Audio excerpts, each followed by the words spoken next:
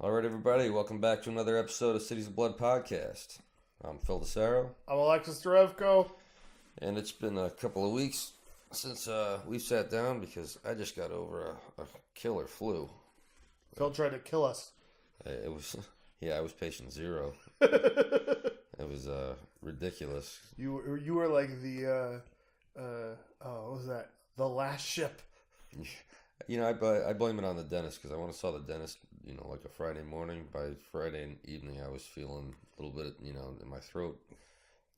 After that, it was just a nightmare for 2 weeks, and I thought it'd be a couple of days I'd be back up on my feet. No, just 2 weeks. That 2019 winter flu strain is killer. It is, yeah. Literally. Everybody's got back east has got it too. My aunts and uncles, cousins. My grandfather got it. It was a rough one. Make me thinking twice about the flu shots. Sorry, folks. Wait, we shouldn't say we haven't been recorded for a couple weeks. We had 2 wonderful weeks with the godmother, Mina Perez. Well, yeah. Those were done live on the same. We had 2 great episodes with Mina, and we thank Mina a for whole coming lot. out because she's a great guest and a great person. Her and Adrian for coming out here and spending their evening with us. I think Adrian's a little jealous we didn't have him on the show yet. I know we need to have Adrian out here. It's Adrian likes to debate though, So when we go back and forth on stuff with Adrian. I feel like I need a referee. You need to either get a striped shirt. either a referee shirt or what do you call that? The thing you stand up when you do speeches. Oh, the podium. The podium. And you guys gotta have like 2 seats right here. Yeah. And you talk, and then I let Phil talk. Exactly. The moderator. Yeah. Yep. Or after like, Mr. Perez, you've spoken for 2 minutes. Please sit down. Right. He's gonna filibuster. Oh, and I'm pretty sure Adrian wouldn't have a problem with that. No. And again, we love the Perez family. Oh yeah. So shout out to the Perez family. Vida de Oro Foundation. Yep. Check it out. We also next week we're gonna have another good friend of mine on. He promised to be on, and his name is Bruce Handley, and he's the world's most interesting man. Literally. This guy's done everything and seen everything, and really has. I know some people are full of it. I know Bruce is the real deal. Yeah.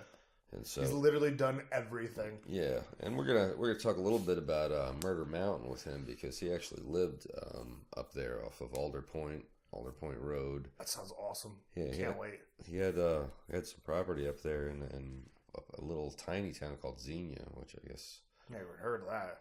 That's how tiny it was. Yeah. Apparently the story behind that town, and we'll have Bruce tell it again. But they originally had a 2-name town called like Poison Water or Poison Plant or something. I think Poison Plant in California, and supposedly the post office wouldn't give any 2-name towns a post office. So in order to get a post office in that town, they had to change it to one. And apparently the Xenia flower is pretty. Okay. There were a lot of them in that town, right. So they just chose that. Huh. Interesting for anybody way up there in the hills who we're talking about. The little things you learn that you don't know about until. It doesn't mean anything to anybody who's not from Northern California, right? Or particularly, is that Mendocino County up there? I would guess. Bruce will tell us all about that. Yeah, Brucey will tell us all. Oh, speaking of Northern California. Yeah, we're going to do a bit of a mashup, so we're going to go all over the place today. But, bring us into this one. We should talk about the wonderful, I don't know if it's a lie or false. College fraud, yeah, college dropout, as the HBO special, I think is what it's called. Or they're just called Dropout. Oh, HBO's already got a special going on about this? From everything I was reading, yes. Wow. So we're going to talk about... That's fast. Elizabeth Holmes and her company Theranos. Yes, yeah. And hey, it's about blood, so it works for the podcast. It does. I thought you were leading into the to the college scandal thing a little bit. Oh, we'll go right into Elizabeth Holmes because I think we start with the heavy hitters. She was a heavy hitter. We definitely had a lot of people duped. Right. This young woman was born in 1984 and basically idolized Steve Jobs. She came from the Fleischman family, but apparently by the time she came around, she was like the great-great-granddaughter of the founder of the company. Not much money was left, but still enough for her to be able to go to Stanford. Right. Which is where the story kind of starts with her, really, because she manages to like woo her professors and everybody around her, pretty much. And it's like the ultimate con. it is the ultimate con. She just starts to actually change herself and transform herself, too. It's starting to wear just black turtlenecks like Steve Jobs. And then she changes her voice from, normal college girl voice to, she's a baritone, I'm Elizabeth Holmes. Very, the billionaire. Deep and awkward voice, for a woman. I wouldn't wish that voice on any person, and she went ahead and forced herself into sounding that way. So, I mean, anybody who's going to go as far as, like, trying to change their voice, something's wrong. That's just a fake-ass right person right there. So I was trying to get our link for the next story. Oh, so So, anyways, at one point in time, this young woman was worth $4.5 billion. And her company was worth well over 10. 10 was estimated, yeah. In 2014 was estimated at 10 billion, and that was when Walmart gave them 150 million. Somebody else gave them like 125, and then another person. And then the woman who's the education secretary, Veros, she's somewhere in the orange guy cabinet. Her family gave 100 million. The Veros family. So right there, you went, almost, $11 billion. Just amazing the amount of money. Yeah, it was 11 billion, but like, at least 10.5 of it was just inflated stock, right? No, they weren't stock because it was a privately held company. Was it? So then was that just a bullshit number that they pulled out of this? They got 10 million in investments. Oh my god! It was all that. So they defrauded people of $10 billion. Mm-hmm. And that's the thing too, is that they the guy who was the COO, Balwani, he gave 300 million. I thought he had just lent her 20 million. That's he what said it was. 13 million. I've heard her say 20 million. Maybe it just became more and more. But I mean, they withheld information. The fact that they had a relationship since he was 17 years old. Right. So and I'd heard that he had some type of background with Apple or something. I'm just wondering whether he was the one who tried to influence her as far as like change your voice. Because that's kind of creepy. I don't think any guy wants their woman's voice to be deeper. I don't know. Some guys might be into it. Whatever floats your boat. There's someone for everyone. Yeah, exactly. I mean, and I think the thing too with him, he had no background in anything medical. It just automatically was the COO of the company. Right. He was the money guy. He was the money man. Because like you said, she was obsessed with Jobs. Steve Jobs. And tried to just create her own image by ripping off his image. Basically. Oh, yeah. I mean, if you look at pictures of her, every picture she's in, it's black something. Turtleneck. And it's a, variation of one of the things he was famous for doing.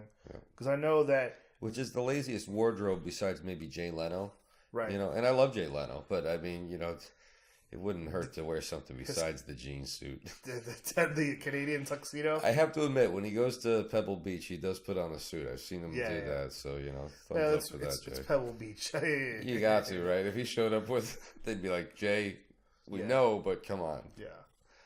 But, so it's, she got, I want to say his name is Avi Tavani.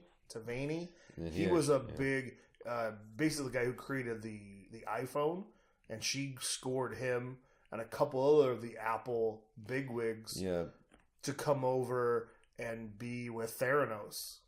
Which is kind of odd because I don't think any of them came from a medical background. No. And I get that you hire tech guys or like technology people who build technology to come work for a company that you're going to need something to basically test blood with. Yeah. So I get why you would hire somebody like that, but she filled the company with nobody who had medical backgrounds. You know, and that's a good way of keeping everybody in the dark.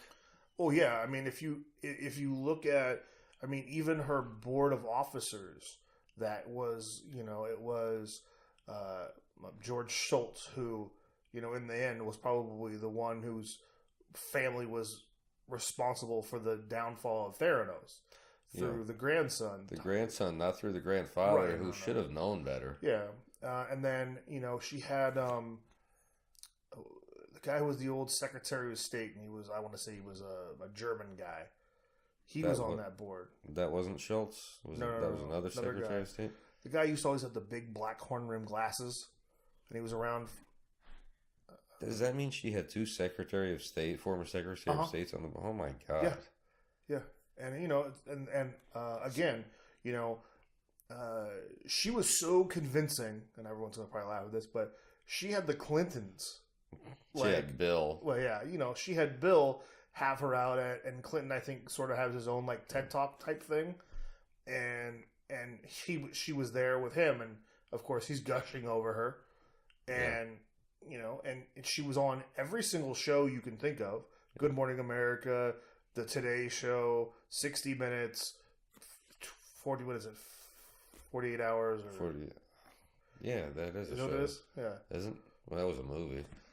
I don't know. She's on one of those things that, like, Barbara Walters used to be on 2020. I think you're thinking of First 48. Or something. I don't know. But that's a murder show. But she was on a bunch of these news shows. She was on Fox News. She was on the, like, money shows. Yeah, she was the darling of the media circuit for a while. Right. And her with that black turtleneck and fake-ass baritone. Hi, I'm Elizabeth Holmes. Do I excite you? Come on.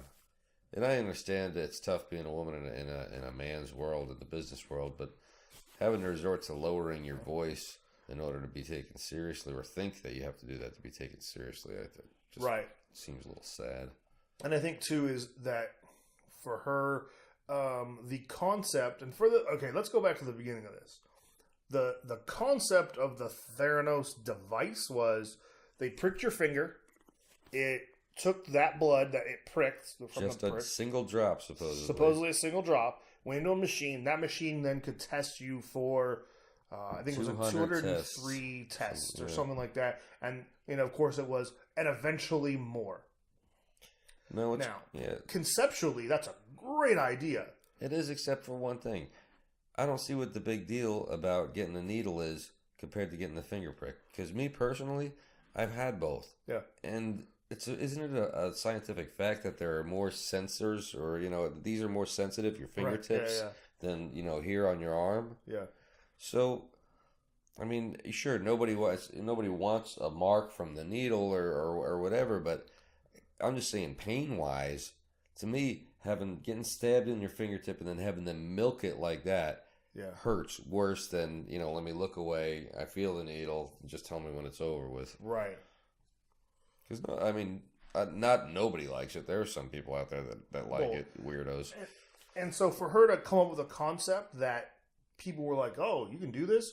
Great, let's do it. Well, I don't think it's... They're acting like it's an original idea. She took that shit, if anything, from Star Trek.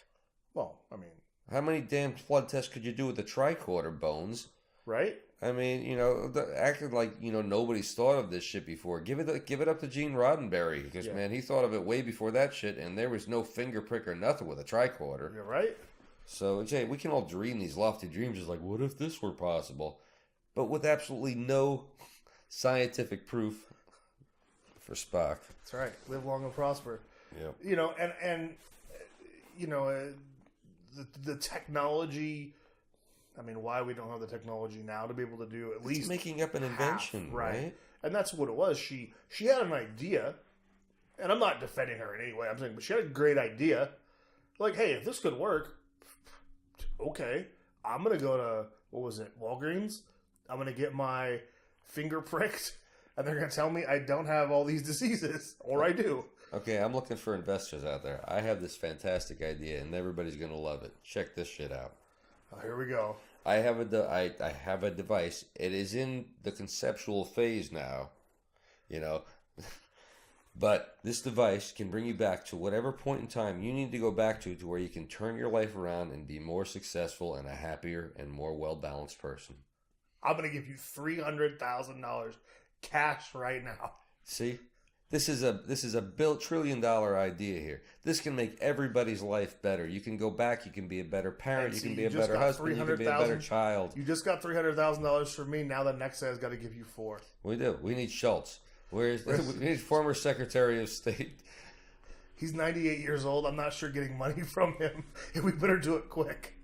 He should be really game for the idea. Right? Can you have it done tomorrow? We'll call it the Uncle Rico device. Oh. Just call it Rico. Oh, wait, we don't want to call it that. That's a whole different subject. To a whole nother Rico. Well, speaking of that, we just lost a mob boss, friend Cali. Oh, man. Old school mob hit. Old school mob hit, and, no disrespect, but it seems like he fell for one of the oldest tricks in the book. You should know from Mickey Thompson's example, right? Didn't he and his wife get shot in the driveway taking the garbage out? Uh-huh. Don't go out in front of your house if you don't recognize people that are around. Now, Mickey Thompson, I don't think could have seen it coming because supposedly that was like the garbage men, where took him out. This guy backs his pickup truck or whatever into Cali's SUV that's in his driveway. Yeah. They kind of hit him below the belt, and I think anyway, because it was a smart move. But if you want to get an Italian pissed off, fuck up his car. Right?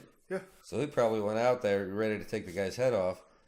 For some reason, they said in the footage though that they saw him shake hands with the guy, and as soon as he turned around, the guy shot him.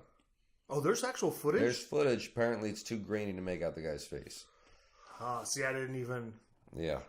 So it's and this guy was they considered him a stabilizing force in the Gambino crime family after John Gotti was put away. Passed away.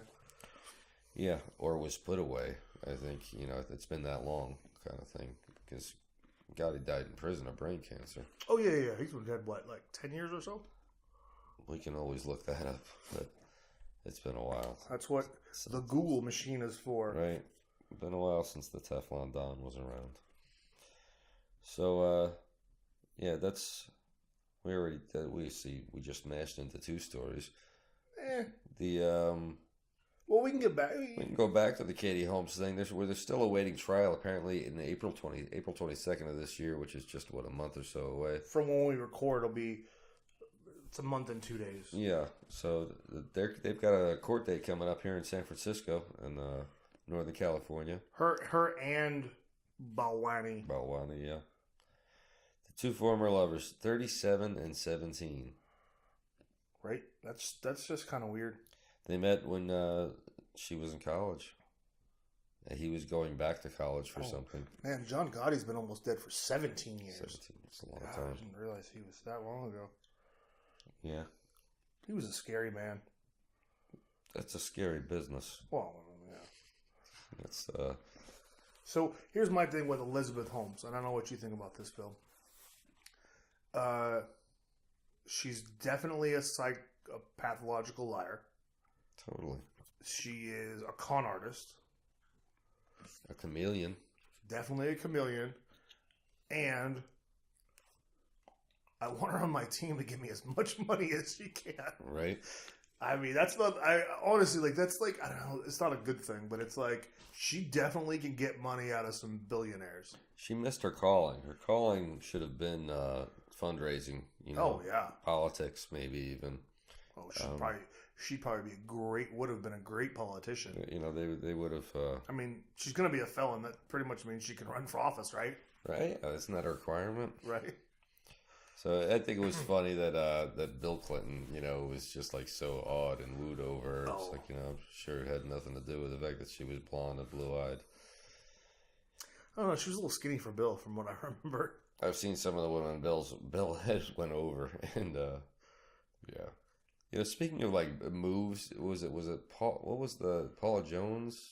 Was that the one that Bill Clinton supposedly just? Was she the one that was really kind of gross looking? She was the brunette, I think.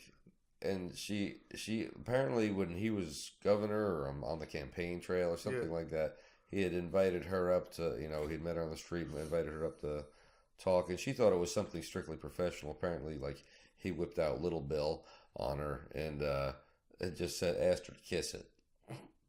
And, I just think of the all-time great come on lines, and I'm thinking that one made me think for some reason of Ian Fleming, because I was watching a whole documentary on him, and apparently to his wife, he walked up to her and said, "God, I hope you're not a lesbian," and then like laid a big heavy kiss on her. And I'm like, that's a hell of a line. Right. What a move, Especially for what, the 1940s or the 1950s? Right? Yeah, it had to be late 40s, early 50s. It's like that was we called that one the Fleming. Right. Yeah. I hope you're not a lesbian, and then he basically just sticks his tongue down her throat. It's I guess it's not as bad as the Jimmy Savile, that's who that is, the English pedophile. Oh, Sir Jimmy. Yeah. We'll go into that's a whole different story. Yeah, I think we even may have talked about him in another episode. I'm sure we did. We had a whole pedophile run for a couple episodes. It's crazy how much it's going on. In fact, I just saw another news story that came back up about the female teacher in Arizona. I think it was that we mentioned, Brittany Zamora, something like that. Something, yeah. She they were going over it. There's an application. The application was called Sentry, and that's how the parents basically caught this relationship that was going on between their 13-year-old son and this 27-year-old teacher. So straight up pedophile there, right? And there's a lot of them. So we'll probably do another female pedophile episode, just because there's tons of them. And I feel like I saw some stuff this last couple of weeks too. I just haven't. Yeah. In all my other research I've been doing, I just haven't had time. Well, it's like so much has happened since the last show. And the last show, it was basically about Mina, right? Which was great, but since then, so much has happened since then. Like now, the Michael Jackson thing is like re-emerging, right? And who comes to his defense? But was it Corey Feldman? I know Macaulay Culkin did. Macaulay Culkin and Corey Feldman. And there was one of the another like, maybe I don't want to say it was Doogie Howser, but like the same type person as age group, same genre. Yeah. And I can't remember who it was. I watched part of that. Yeah. That documentary, the Behind Neverland, whatever the hell it's called. I don't know. I feel like it's a very one-sided story. Like, there's no, like... Have you seen the video of him, the interview that he did for some guy with the BBC, I think, the British filmmaker. And he had that young kid, like, on his lap, basically. And I think it's in the documentary. Yeah. That was just creepy, that whole thing that was going on between him and that kid. I mean, and then him, it took him to some concert or something, and the kid's like bouncing on his knee next to, like, one of the princes of England or some crap like that, and he's calling the kid Rubba. I'm sorry, that's weird kind of shit. Adults, want to hang out with other adults. I don't want to hang out with anybody's kids, It's like, I don't really like anybody else's kids but my own, And you kind of like him. Who? Sonny. Well, yeah, don't you have to? Yeah. It's a requirement, That's why you shipped him off to the military. Hey, that takes a lot of love to do the right thing. That's for the DeSaro legacy, though, right? Yeah, What I just want him. What is he? 4th generation military? It's gonna be. Yes. Well, I mean, longer than that if you go with my mother's side of the family. They've been fighting since the Revolutionary War. I'll see. It's part of the legacy. The Kingslands, yeah, they've been literally since pre-revolutionary. In fact, they landed in New Jersey in 1673, exactly 300 years before I was born. So that's how long that family's been in Jersey. But shit, so we just barely touched on the Michael Jackson thing. I still think I feel like that's a whole nother kind of episode. Creepy. Should be an episode by itself, but I think it's just interesting. I only wish Corey Haim were still alive to chime in on this. Right. Because not that I believe one over the other, but I just think it would be interesting because Haim has had a few different experiences and I think held Feldman responsible in some weird way. Yeah, and it's hard to say when someone's passed what they would even say. Because who knows now? Maybe he would say something completely different. Yeah. He didn't have the best track record of... Well, did you see that newest, not new footage, but footage that came up? It's got to be 25, 30 years old, or at least 20 years old. It's this footage of Michael Jackson dressed up and going ring shopping, and he's got that kid with him. The kid from England? Yeah, the kid that's I guess was the one that was bouncing on his knee. Yeah. I think that's the kid, and they show like the video surveillance footage, and he's got this crazy like afro and a hat on and sunglasses and a fake mustache, and he looked so suspicious that the security guard stopped him because they thought that he was like casing the place. Yeah. And then when they asked him, why are you dressed up like that? He said he's Michael Jackson. They said, yeah, oh sure. And all of a sudden he pulls off the mustache and like, oh crap, it's Michael Jackson. Yeah. And but it was just interesting that kid was with him when he was going shopping. And apparently, like the news report that I saw, and this is a 20-year-old news report, I think it looks like anyway. The woman said apparently he was shopping for a wedding ring for his fiancée Sheryl Crow, one of his backup singers. So this was back in the day before. This had been a long before Sheryl Crow became Sheryl Crow, and she was just one of Michael Jackson's backup singers. Some of the shit. I mean, she was popular when I was still in high school. So this had to have been the early 90s. 96. You were in high school. Oh, I graduated in 95, but I want to say that was the year when Jagged Little Pill, or not Jagged Little Pill, but that was Alanis Morissette. No, that's what I said. That one, All I Want to Do Is Have Some Fun. That was the first one I ever heard from her. I think that was, maybe that was 94. Let's see. That's what the Google machine is for. For some reason, 96 pops into my head. What is, wait, what's it? What's the song? Sheryl Crow, All I Want to Do Is Have Some Fun. What year? Hold on. I'm going to say 96. Could be 95. All I Want to Do came out in 93. So yeah, that video had to have been before that because you got to figure a release is a year after it was recorded. So you're probably looking at somewhere 91, 90, wow. Maybe early 92. No way. Yeah. God, because I swear I didn't hear that until I was in the Marine Corps. And I just remember that... The only reason I remember it was because... By 94, which would have been the start of my senior year, or maybe even that summer before my senior year, was they played it a ton at the Davis Graduate because that was the all ages club we used to go to. Maybe this is how far behind the bars were in North Carolina and South Carolina. Oh well, yeah, you were in the deep South. They're not playing Sheryl. Who's this Sheryl Crow broad? It was like, God, I remember 96 hearing that If It Makes You Happy song, coming out. And I think, too, because I want to say Jagged Little Pill came out in 94 from Alanis. Yeah, it could have been 94. Could have been 95. I was in the Marine Corps, and I remember that being, a big hit. And I was married with Sonny's mother at the time. Let's see when that release on that. And that's that June 13th, 1995. So that was just after I graduated high school. Wow. So that summer that song was played relentlessly in the Davis Graduate because we couldn't go to the bars, the 21 and over clubs yet. So it was still every Thursday and Friday night, all ages. That was one hell of a summer. That was Sonny was a baby. I was still a baby. You were still a baby? Yeah. You weren't Cranky Phil yet.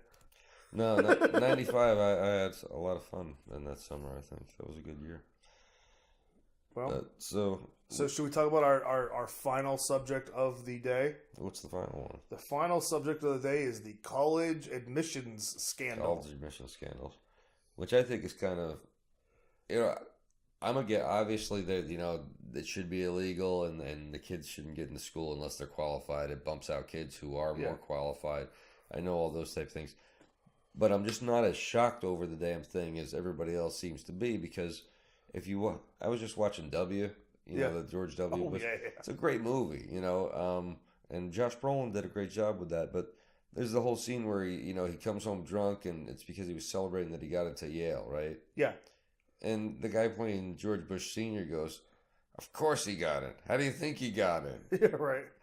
And it's so true. It's like, well, yeah, got in because his father and his grandfather and his great-grandfather all went to Yale, and they had tons of money, and, legacy plus cash means admittance. Exactly.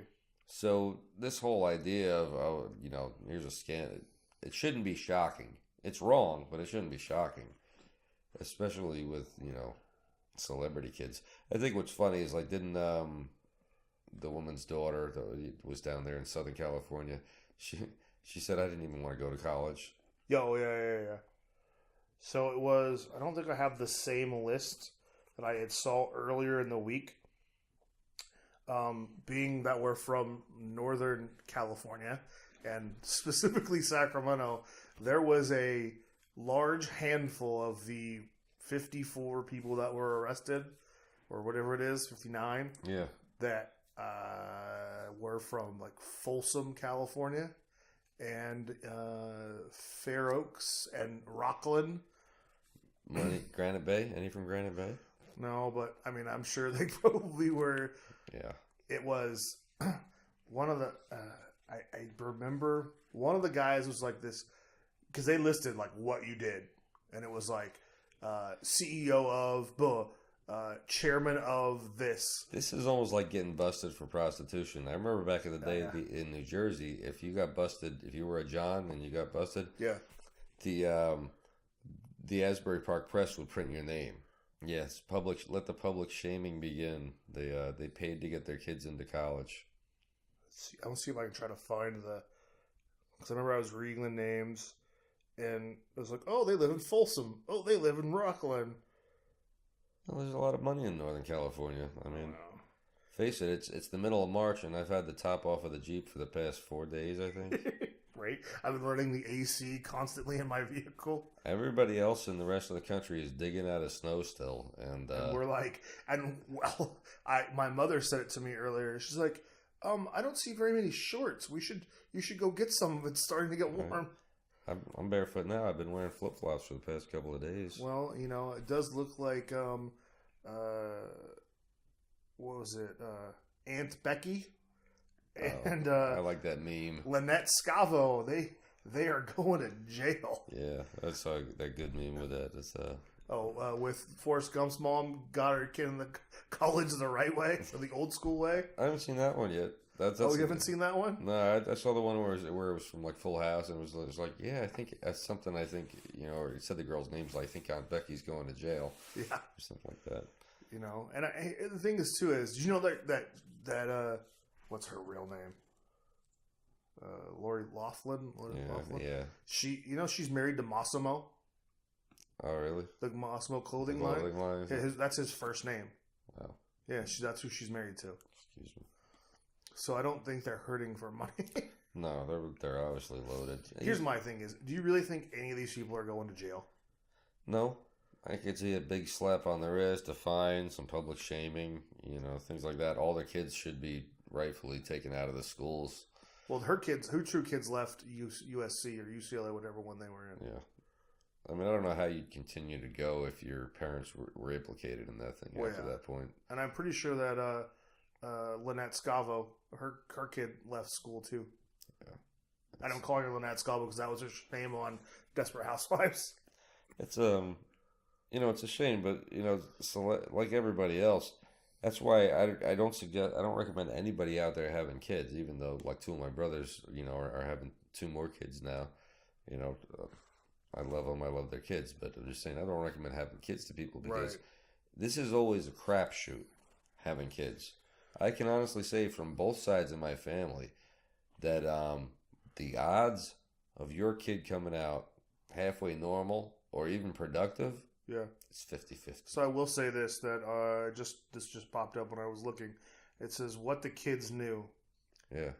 This one says, Lori Loughlin's daughters, one was suspicious, the other one didn't have a clue. Now, according to, and I don't want to use the word dumb, but the youngest one isn't very smart. Is that the one with the YouTube channel that does her makeup for 3 hours? I don't know, but she's the one that didn't know how to fill out the college exam. Yeah. Or the application. Can't fill out the application. We got room for you. Yeah. Yeah. No, it's stupid. Stupid, but you know, degrees mean something, and it's access, and they open doors, and you know, I suppose that when you're up there like that, have you seen? Speaking of people's kids, have you seen Tom Hanks's rapper son? Oh yeah. He's got like a play on his name. But yeah. I mean, talk about, it's like Tom Hanks is like one of the most well-respected people, period, probably on the planet. You know, I think anyway. He's, you know, especially in this country, you know, everybody loves him. And for your son to be, oh my God. I don't, you know, but he's sort of like a, I heard some stuff and I was like, okay, this ain't bad. I'm not judging him by his music. You want to be a rapper, fine. I'm not, you know, I mean, what more power to you? Music is music. But I'm not going to, you know, try to crush on the kids' dreams that way. I just remember there was some comment that went back and forth between like him and Howard Stern. And what he said, even, you know, with the ridiculous way he was saying it, but what he said was basically that, you know, you're a joke and you can't hang with my family in the circles we roll in, basically, you know, because he's a Hanks, you know, and you know, just, the kid said that? Yeah, and it was one of the snobbiest goddamn things I've ever heard anybody say, but two, it just came off like, you know, you're a dick. You know, I mean, let's face it. The brother, what's the other one's name? Colin, right? He's successful. He's been in movies. Well, he's got his own TV show and stuff like that. But you know, people don't know that they lived in Sacramento for a good chunk of time.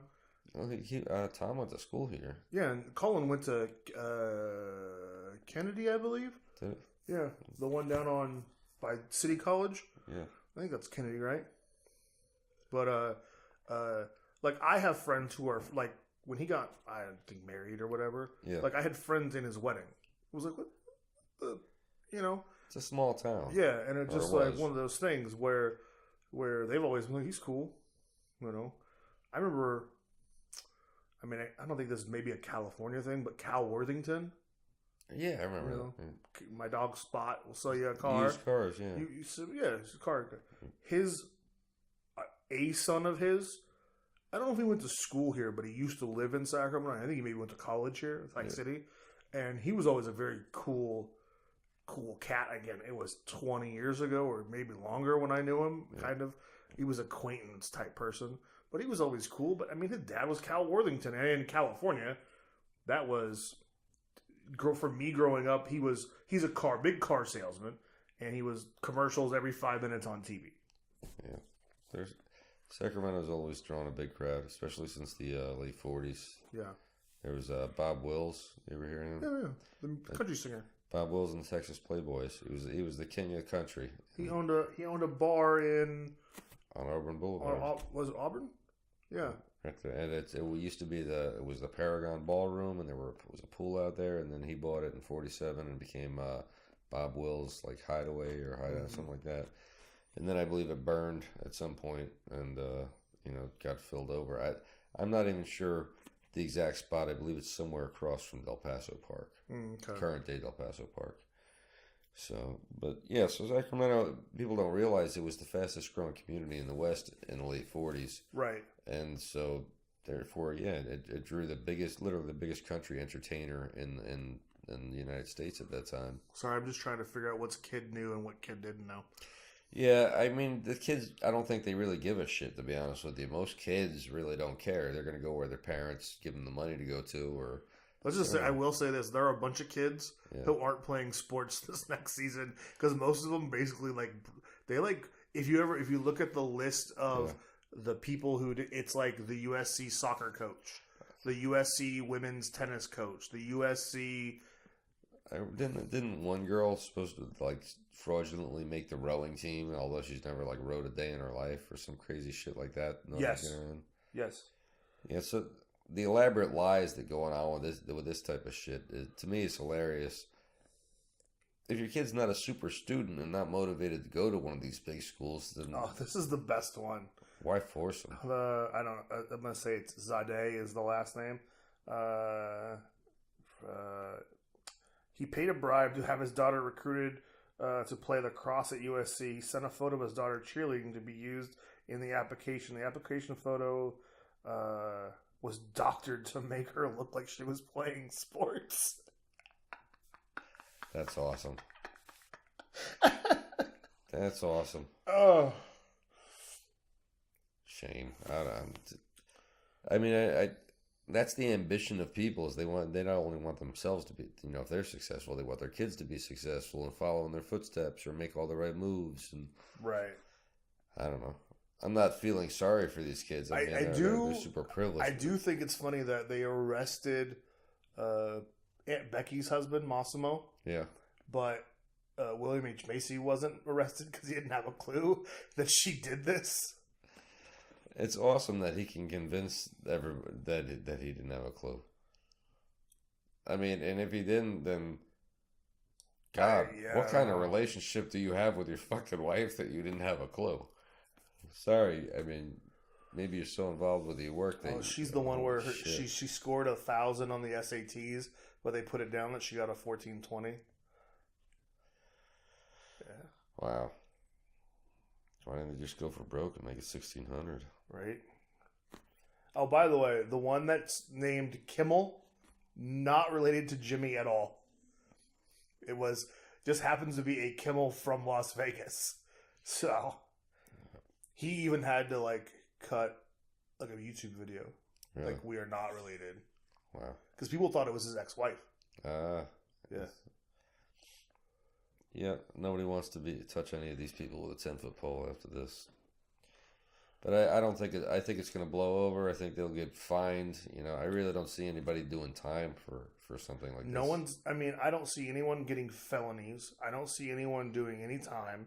I don't see anyone,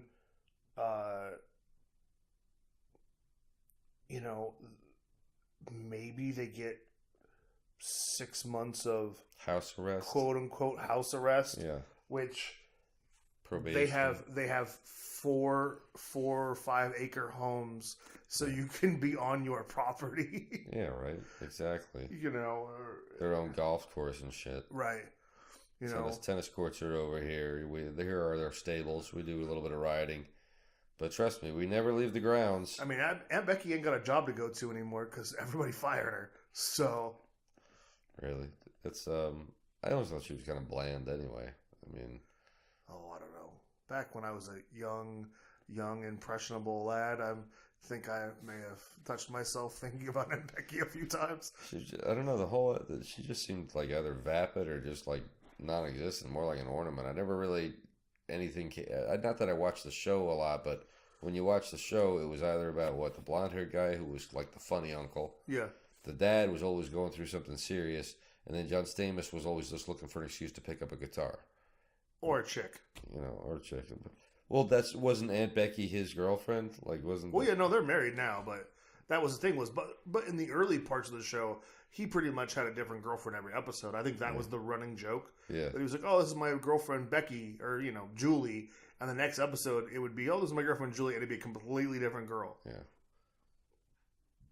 I mean, shit, he was John Stamos. He could do that. Pretty sure John Stamos still could do that at 55 years old. Right.